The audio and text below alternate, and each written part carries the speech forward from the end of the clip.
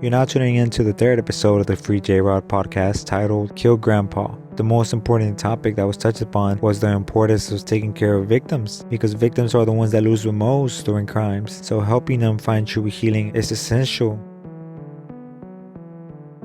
For the families that, let's say, like lower income communities that deal with a lot of those traumatic experiences, should there be more facilities that take care of them to make sure to help them with the situations? Would you believe that should be in the works? In the 1970s, the average society didn't think that prisons would be around forever. But then you get the war on drugs, and that creates mass incarceration.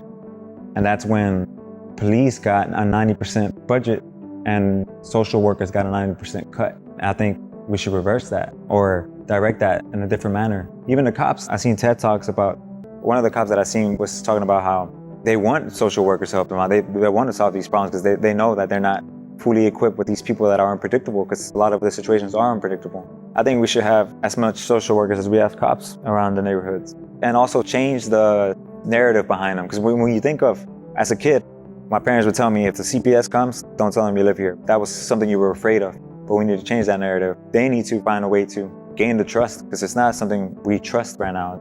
Most of the high crime rate areas are in the poorer neighborhoods, right? That's just a fact. We know that. We live in a capitalistic society where it's the way it's built. There's got to be something in the bottom. You're always going to have a lot of crime in the poor neighborhoods, right? Because you have schools that don't educate as well. You know, like they had a documentary, I don't know, 15 years ago. I think it was called Superman. I think I seen it on Oprah. You know, I used to watch a lot of Oprah, man, back in the days. You know, they have good stuff on there. And it was about the United States and the way teachers, you know, are paid on tenure and they can't get fired. If they start doing bad, they'll shift them to another district, right? And how there's a disparity in the schools, you know? The good neighborhoods, we got the charter schools, we got the kids go to private schools. Then you go into the ghetto and you have these schools where kids are being passed when they shouldn't be passed, and they're making it look good, like they're educating them. Some people make it out of there, but a lot of people, it's chaos. From that school compared to a school you'll find in Beverly Hills to South Central Los Angeles. Completely different, night and day, right? So we have a lot of issues in the difference in socioeconomic status, the culture in it, the way people are being brought up. People in them areas are more desensitized, you know what I mean? They're more angry. You know, they're at the bottom, they're looking at everybody in the top and just being like, F the man, F you. They start getting into all the bad stuff, right? You know, crimes happen and, you know, in prison. The population of brown people in California is the highest. Everywhere I've been, the poor whites are there, you know, Asians, but black and brown, they fill up all the penitentiaries. So with all that being said, in California right now, there's a lot of really innovative stuff going on in criminal justice reform. And like he said, they're trying to get like social workers, people to go out with the police into neighborhoods to address situations instead of just arresting people, to go out there and address maybe a mental health issue, right? I have a friend who is doing the restorative justice thing, like I said, where they're trying to tend to the needs more of people that are victims. Because in the end of the day, none of this is being said of victims' rights don't matter, because it does matter when someone in your family is killed or you've been victimized. You know what I mean? That needs to be addressed. You know what I mean? There needs to be more organizations that so there's a guy some time with, and he was at a party, he wasn't even a gang member. And it was more of a Hispanic area. One thing led to another, a black young man was murdered. They rounded up like 12 people. He says that he wasn't even involved, but yet he gets life anyways. So he's in prison, he's doing life, whatever. He's getting ready to go up for parole. And the victim's mom is starting to get interviewed by the media. And then Scott posted this recently.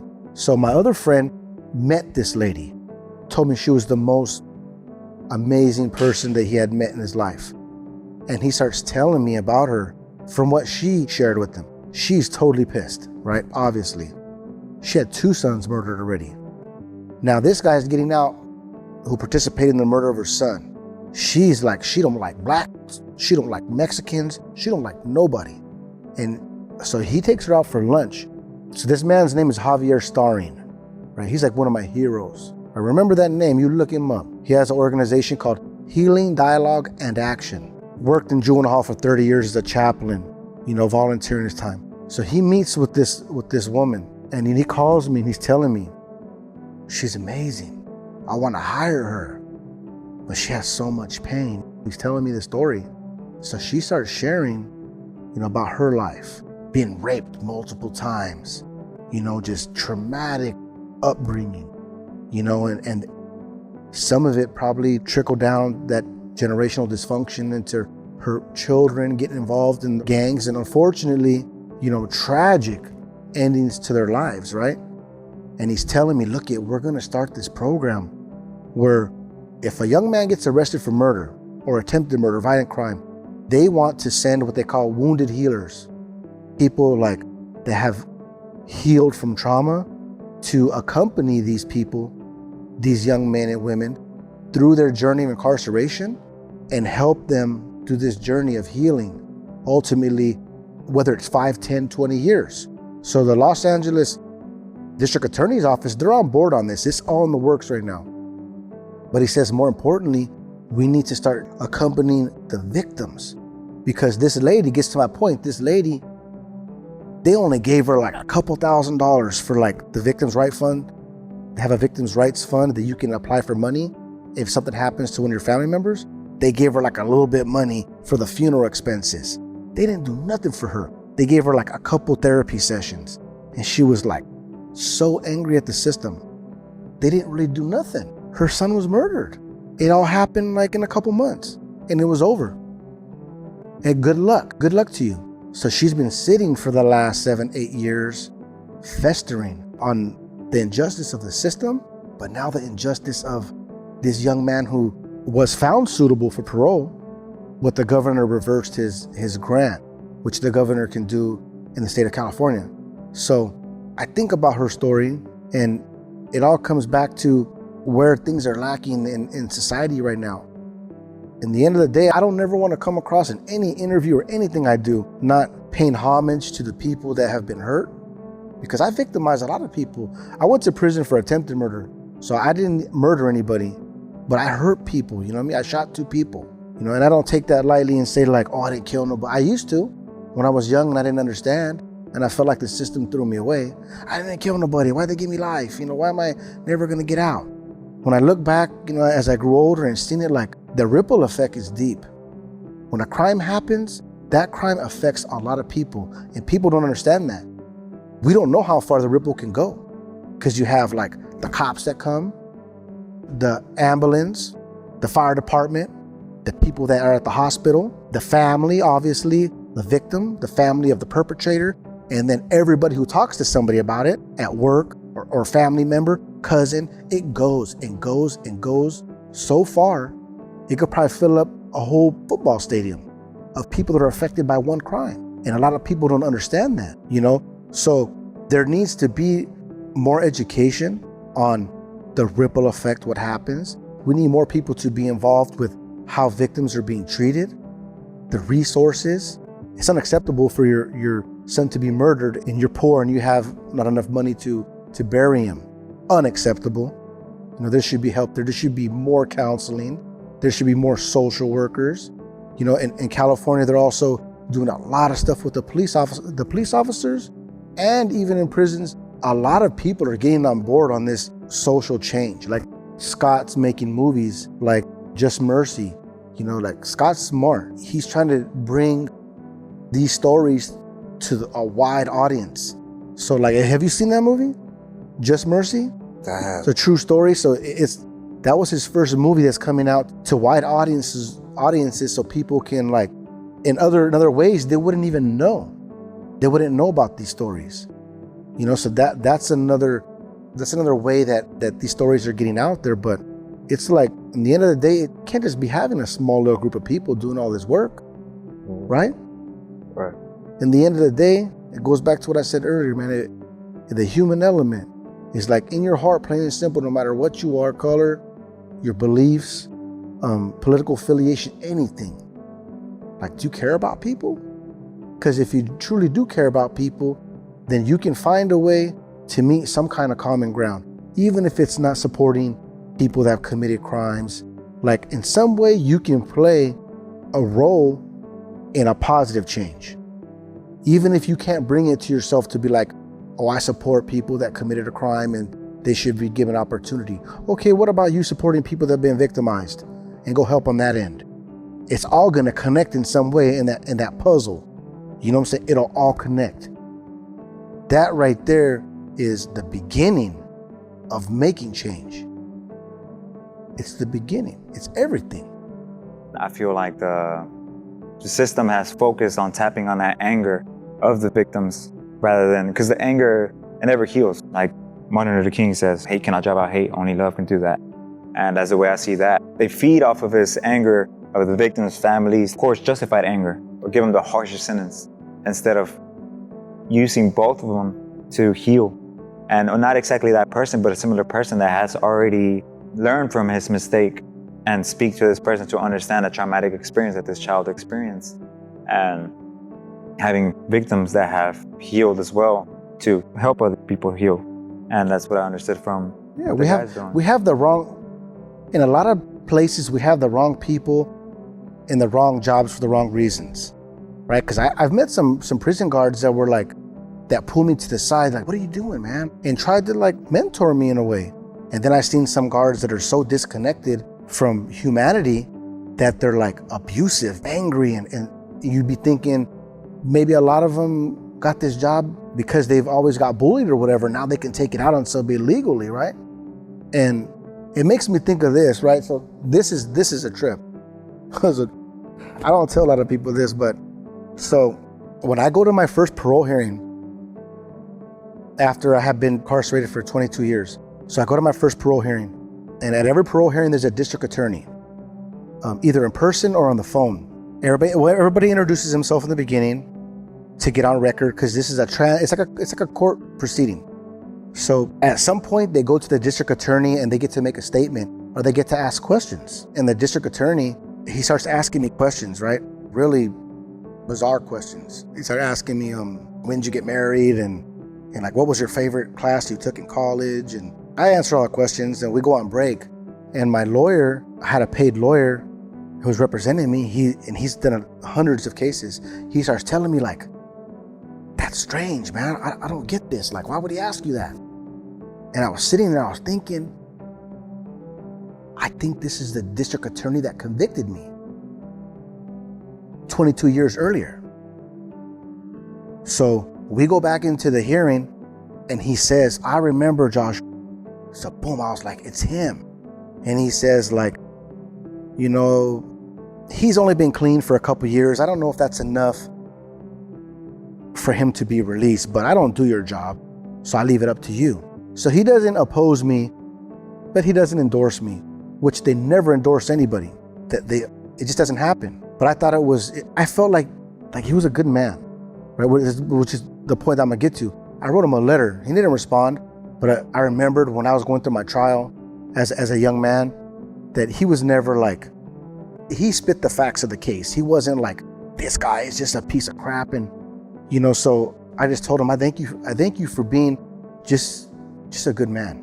So a year and a half passes, and I go back to my second hearing, and my lawyer tells me, I got good news and bad news. He's like, the bad news is the district attorney is opposing your release. I'm like, I don't care. I'm coming here. This is happening today. In my beliefs, and I believe in Christ, I told him, man, the blood of Jesus is on me. This is happening. And my lawyer, he's Jewish. He's like, looked at me like I was crazy, right? So we get into the hearing, and everybody introduces himself, and it's the same district attorney again. So my mind, you know, I'm a quick thinker. It's a formality. They sent a letter opposing it because somebody, you know, from their county is going up for parole. That's what they do. I'm like, whatever. So this gets to the end. And he says, you know, I remember Josh from 24 years ago. And I remember that every single day he came into the courtroom, he always greeted me. Right. And he's telling the story. And like, when he brought it up, I didn't remember this. But like, I started crying, man. I was like, something that was good inside of my heart, just like as a lost kid, this guy remembered. And he started telling me, no matter if his lawyer was there, he always said, "Good morning, Mr. Fox. How you doing today?" And what I couldn't fathom was that this 18-year-old boy didn't know what was in store for his life. I told, this is his words, I told him, you're never gonna see the moon. You're never gonna dance. And he's like, yeah, I know. And he says, the same demeanor every day, even after he got convicted, he never changed. And that person then and the person now is completely different people. So when he said that, I knew I was getting out. He was confirming that I had changed as a person, from everything that he read about me, because you have to tell your story and you have to give him all this stuff of your life. And he said, that young man and the man before me today is two different people. When he said that, I knew I was going to get out. It was just an amazing experience, not only in my life, but that he basically endorsed my release, which never happens. But my point in all that is, those are the kind of people that you need. A deputy district attorney who can actually admit the truth and not just like, no, he doesn't deserve to go home. Because that's what they do. And that's in the free world too. Is like when you're preaching to victims and you're telling them like, we're gonna get him, we're gonna lock him up and it's over. That's not the right mentality. It's not the right mentality. People should pay for what they do. If you commit crimes and you hurt people, that's the law of the land. But in the end of the day, it goes back to what we said, man. Can people truly change? I'm a testament of it. And the person who convicted me 24 years later seen it. He's seen it. And he hadn't even seen me in person, just through my writings, through telling my story, talking about my child, everything. He's seen it. That's an empathetic heart, from a person who his profession is locking people up. Don't let me forget. I'm going to show you guys that. I want you guys to experience that before I leave here today, because it was a profound moment in my life. Like, I started literally crying, man, it's crazy when you hear like somebody talk about you from like so long ago, from so long ago. And he didn't know a lot about me. In my case, they didn't even like talk about my childhood. They didn't care where I came from, what I had been through. All they know is I had a gun, I shot 2 people, and I'm here and I gotta pay for it. Now there's laws where they start like getting into the childhood stuff. But at that time, like, nobody knew me. Yeah, in California, nobody knew me. I went through my whole case. Nobody even like my mom was a dope fiend. My mom was selling drugs. My dad and my mom split up before I was born. My mom's the first time I committed a crime. I did it for my mom. She told me we're gonna rob her friend. And I was like, okay, let's do it. I was 12 years old. You know what I'm saying? I tried to commit suicide when I was 12. I just didn't have the heart to do it. My brother introduced me to marijuana. I started smoking marijuana. It took me out of the reality of life. Never stopped smoking it. I started fighting at that age. I started punching walls. It's a sign you see, like, no way to take out my anger. And then I started becoming a bully, because deep down inside, I felt like I was nothing. My mom was never around. She didn't give me no attention. I used to do all these little things for her to like look at me, and I never got it. So what did I do? Boom. All this hurt, I'm gonna cover it up with this new face. And it's gonna be the face of anger. And if you look at me wrong, what? Because if I do that, I can prevent you from making fun of me or from hurting me. And that escalated. I started fighting, getting kicked out of school. It was the perfect storm that took me into like somebody recognizing me, an older guy, and it's like, hey man, where are you from? I'm like, I'm from nowhere. Well, I'm from this gang. And I was like, okay, I want to be like you. Recruited me, 14 years old, I get into a gang. 15, I'm shot, almost got killed. Within 4 years, I ruined my life. Started going in and out of jail. By the time I was 18, I had a life sentence. It just happened, boom, boom, but it escalated. And it all came back to them years of my life where I didn't have anybody telling me that I was important. I didn't have anybody telling me like, how'd you do in school today? Those discussions never happened. We never sat down and ate dinner together. We didn't have family time. We didn't go places. We didn't have money. You know what I mean? So all of that stuff, especially for boys, girls like to hold it in. They say boys, they like to express it. And you can see it, in the angry boys that are fighting. You don't just start beating people up, fighting for no reason. It's like, what is it? Like, why are you acting out? My mom wouldn't tell me nothing. She would encourage me. She started getting me to collect money for her and to assault people that didn't pay her. It all led up to the lifestyle that I was gonna live, So being through all that and then going to prison and then never talking about it for years until I was 20 years in. And for the first time hearing other men tell their stories, they were telling my story. And that's what blew my mind, because in prison, nobody ever talked about it when I first started doing time. And then in 2015, I went to my first group. And I remember I heard this guy, his name was Vinny. And he started telling his stories my name is Vinny. I came from a dysfunctional family where my mom was on drugs and my dad wasn't around. I was listening to him. And I was like, this dude just told my story. He became a good friend of mine. But that was the first time that I realized that I wasn't alone in my journey. And I realized there was people that have been through the exact same thing as me. And then I started putting the pieces together. I was like, okay, well, now I know why I used to act this way, because of this. This character defect came from me trying to protect myself from this low self-esteem and these feelings of hurt and from people judging me. And I just kept continuing to go to group and process the information. In there, you do something that people in the free world can't do, because you have all that time to look at yourself. Out here, people are struggling to live, maybe work, care for their kids. They don't have time to sit there and figure themselves out, which is one of the greatest things we can do, is learn what makes you tick, right? Who am I? Why do I do that? Why do I talk to people this way? When you ask yourself these hundreds and hundreds of questions, and then you know who you are, then you're able to understand people more and help people and be more empathetic, and then have a point of view where, like me, maybe you believe in redemption, more than the average person who's never experienced that and who's lock them up. I don't care. That's a huge difference. So we need more wounded healers. In California, there's dozens of people who go into prisons and that are helping people process their pain, their trauma, not only to heal, but to come out and be productive and give back to the community. People on the outside that are helping the victims. You need all of that, not just there, and it's not perfect there, I'm not saying it is, but you need that everywhere. I'm gonna tell you this, when I came to Texas in the end of 2019, that was fresh, man, ready to fight the world. In California, for the 7 months that I had got out, I came out on National Geographic. I went to numerous events. I was in Sacramento at the Capitol, fighting for laws and doing stuff with different organizations. Anywhere anybody wanted me, at USC, in classes, talking to people, high schools, anybody wanted my time, I'm ready. So I come out here and I tell my wife, I want to go into the juvenile halls and I got a story, and I'm going to spit it and we're going to help change the world little by little. So I went to, the police was throwing a thing for the kids for Halloween. And I went with my family and I seen the probation people and I was like, who's the boss? And they showed me to the boss and I was like, sir, my name's so-and-so, I'm from California.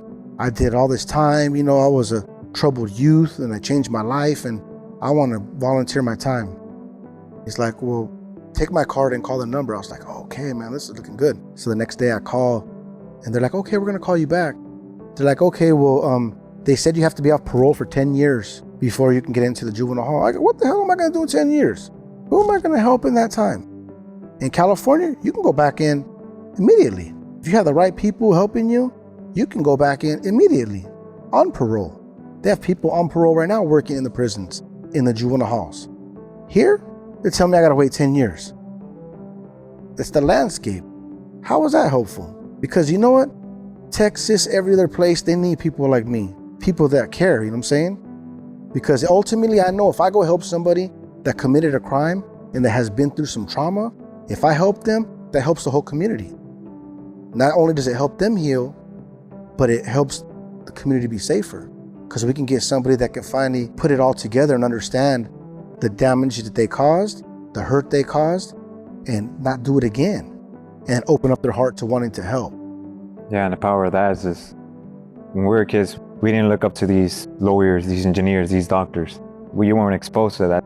I met my first engineer when I was 19. But if you get these guys that used to be gangsters, the ones you look up to the bad guys, but these bad guys come and tell you to do not follow the path, to do something better with your life because they regret it and they're changing their life around, I'm a lot more likely to listen to them than I am to some person that probably has a really good heart, but they just don't have the experience. Well, there's no connection, Joshua. Like when in my parole hearing, when I was like, oh, everything happened, and they're like, good luck with everything.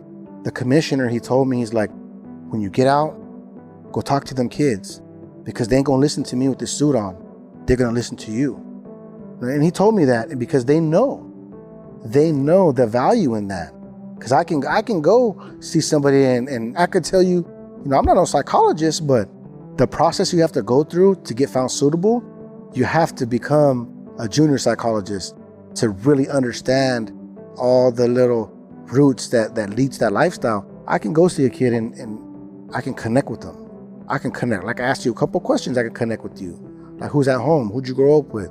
Oh, my dad's locked up. Okay. So I already know he's gonna have issues with probably either with men, you know what I'm saying, with role models, you know what I mean? And I can more or less find a way to start that conversation where we can bond. Those are important things, man. Like you said, you ain't gonna listen to somebody that ain't never lived that path. When I was young in juvenile hall, I remember these guys came and they're like, hey, youngsters, you guys need to stop getting in trouble. And we were like, man, F these dudes. Like, you ain't nobody. Like, where'd you come from? You don't know what I've been through. You don't know where I'm at. You don't know what my house is like. If somebody would have been able to relate with me and spit that stuff, then would it have changed my life? Probably not.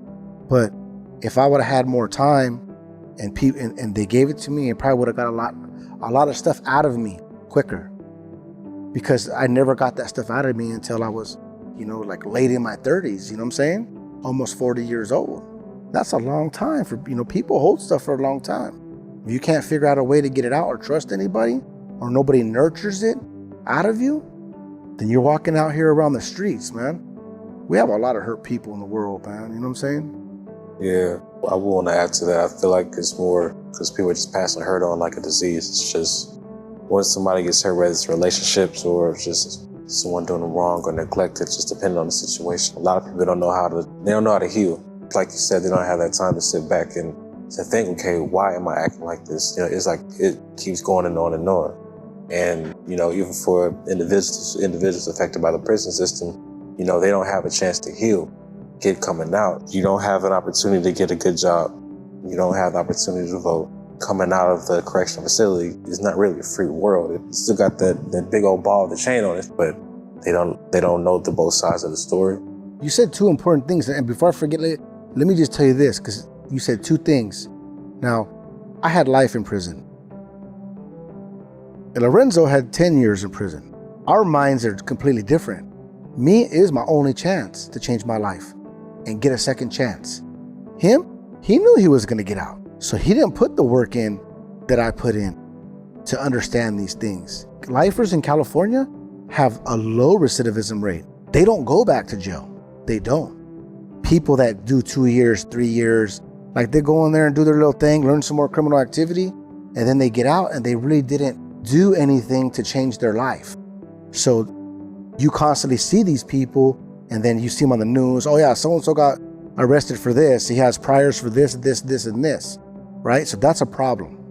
There's not, something has to be addressed with that. As far as the victims, when I was talking about that lady, I can't tell anybody how to act or to respond. But one thing that I've seen and that I've come to understand from the victim's perspective, especially from this lady, she feels like if she lets go and she heals from this, that she's going to let go of her son. That if she accepts what happened and forgives the person, that she'll stop honoring his memory. She feels like she has to be angry because if I'm not, like I'm letting you down. And she more or less said this. So it's eating her alive. When Javier was telling me this, I started thinking about, all the moms and grandmoms and fathers and brothers and sisters, everybody who have lost somebody and that is a victim of a violent crime. How does a person finally come to that? Because I can imagine it probably does feel like giving up on that person or letting them go. Like, I forgive the person who killed you. I could understand. I could empathize. I can't understand that because I'm not there, but I can empathize. And that's when it comes back to more resources for people the victims in the community, because ultimately the victims in the community play a huge role in all of the criminal justice system, if not the biggest, because they fight for and support so many laws. Imagine if we had more victims out there that were healing, learning, and willing to meet in a common ground to make the system not only more fair, but in the end of the day, to make it in a way where people come out of it in a better place. Not just like, I'm gonna be angry forever, you're gonna be locked up, and that's gonna be the end of the story. What if it was like, I would like to heal from this, and I would like this person, in some way to change their ways, accept responsibility, be accountable, but also be productive in the end. If people had that mentality, a lot of things would change. Do we as Americans that's on the outside looking in, do we need to start acknowledging and start pushing for a Prison Lives Matter movement? Yeah, definitely. Yeah, I feel like with the Black Lives Matter movement, they emphasize a lot on police brutality, as they should, but I think they should emphasize a lot more on mass incarceration, and not only people in actual prisons, but people on parole and just caught up in the system. Attack the root cause rather than the branches of the tree, and teaching how to cope with the true problems.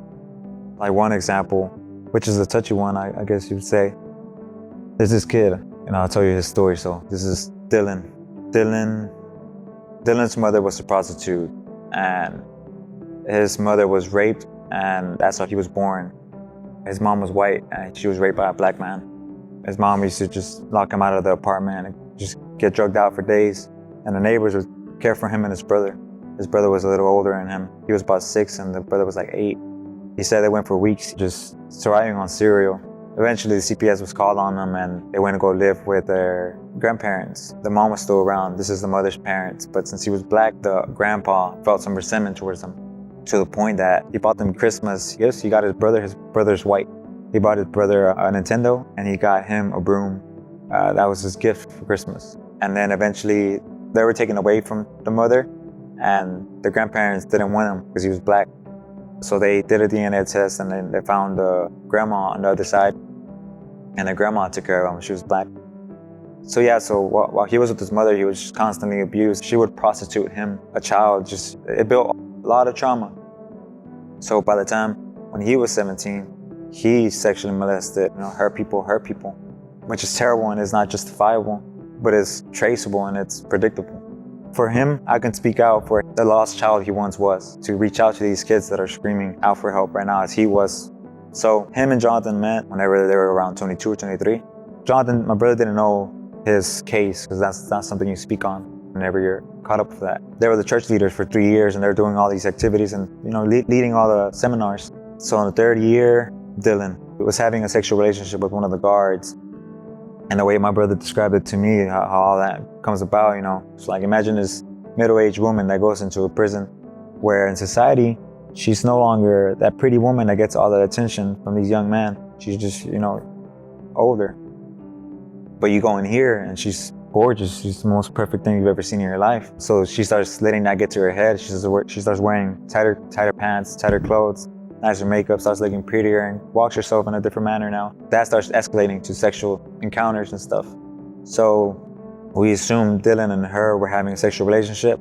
Something triggered in Dylan, either jealousy or something happened, so he ends up murdering this guard, which is terrible, but it's also predictable because you never help this person deal with this childhood trauma and all the pain to a point that it's gonna, explode.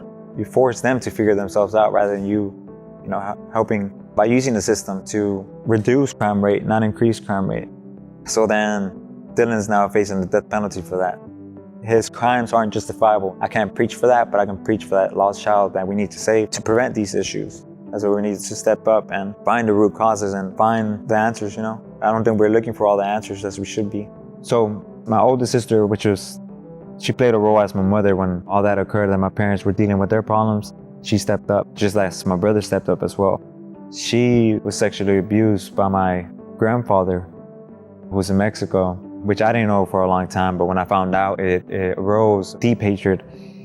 And I was very angry for a while, and I didn't know how to, deal with that anger, and I just held on to it tighter, to the point that one time my grandpa was visiting over and he was sleeping in the living room. There was things that crossed my mind. He was there, he was vulnerable, he's old.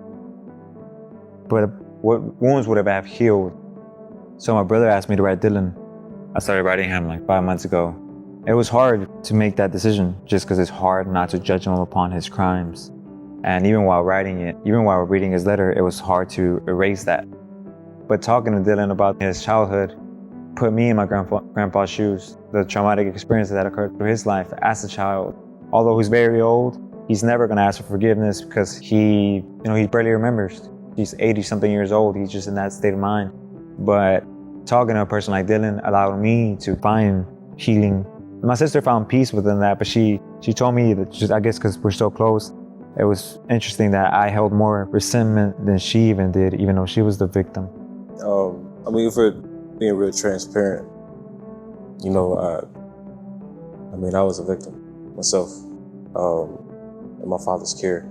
I don't know him, I'm biological, but I knew that my mother told me at the time, a pastor, he was, they do deliverance. And, where they help people during the time at the church. They said this baby was hurt. And it's referring to me. And I didn't know how to deal with that emotion. Like dang, you couldn't watch me. You couldn't protect me from whomever. I have not met a dude in my life. Probably got same skin tone, hair color, eye color, all that, but if I ever meet him, I know that will be the first thing that would arise. It's like, why? What happened? But at the same time, it gave me time, even though not meeting him, it gave me time to sit there. It's like, look, it happened a long time ago. What can you do? But if you want to search answers all you want, but it could lead you to more hurt if you keep on going down the rabbit hole. I don't want to stir off into that conversation too much, but I relate to the story, and it took time for me as well, with the lack of information I knew, to try to get over that, because it kept me, even in high school, it kept me away from people. I didn't know how to interact. I didn't know, because of, it was pretty traumatic. But no, I completely relate to your sister and what she went through. My brother was a victim that I didn't know. Luckily, he made it. Like, my brother, he was a wreck, man. He'd been through a lot, but in prison, I started seeing, it's very common. It's very common how many people are victims, children that are victims and go through that. You just made me think of one thing, like, one of the steps of Alcoholics Anonymous, is like admitted to myself, God, and another human being the exact nature of my wrongs, except when doing so would cause further harm, right? So one thing I noticed is, like, as much hurt that my mom put me through, as I got older and I started learning to heal, I realized, like, there's no point in bringing it up to her. There's no point. You say, like, what if you see him one day? There's really no point in bringing it up, because you would just cause further injury. Do you get what I'm saying? Yeah. In regards to your specific situation, once you learn how to heal from it yourself, then in the end of the day, it's either you forgive or you don't. And if you do, there's no point on causing further harm in the end. Do you get what I'm saying? And I'm saying that specifically to you, and I appreciate that you sharing, because you know what? It takes a lot, man. It takes a lot to share, and it's important. It's important to share, because you can always make impact by sharing your testimony. You know what I'm saying? So don't forget that, man. Like, yes, sir. Use that. Use it, because you can make big change with that.